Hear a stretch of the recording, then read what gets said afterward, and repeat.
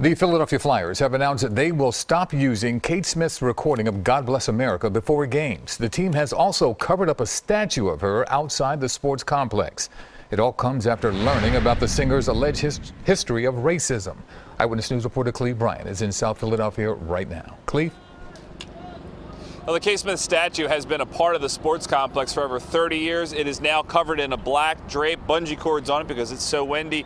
And also some recent additions, some signs put here by a Flyers fan just about an hour ago saying God bless Kate Smith, in homage to her favorite famous song that they enjoyed so much.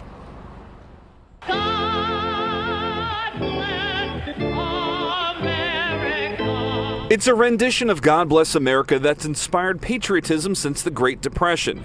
Kate Smith, an accomplished singer, actress, and talk show host, was the voice of the World War II generation and later became a star performer before great Flyers hockey teams in the 1970s. I sung along with it, and there was no better feeling that a Flyer player could have than hearing the crowd behind him while singing that song. But Smith's legacy is now under the microscope, with new attention on racist songs and advertisements, which were part of her career. Smith's statue, which was erected outside the former Spectrum in 1987, is now covered in a black drape.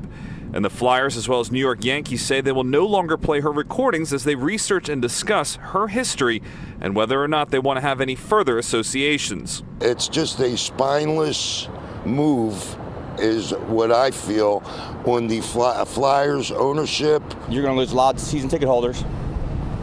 And I don't think any of these political things right now should be entering sports. While some Flyers fans and others are quick to condemn the team's actions, it's not unlike the trend in recent years to remove statues of historical figures upon further reflection of racially controversial attitudes and behaviors. I think that that's a good first step to remove and recover these statues because they are part of our racial history, and to simply leave them up there suggests that history is okay and it's fine.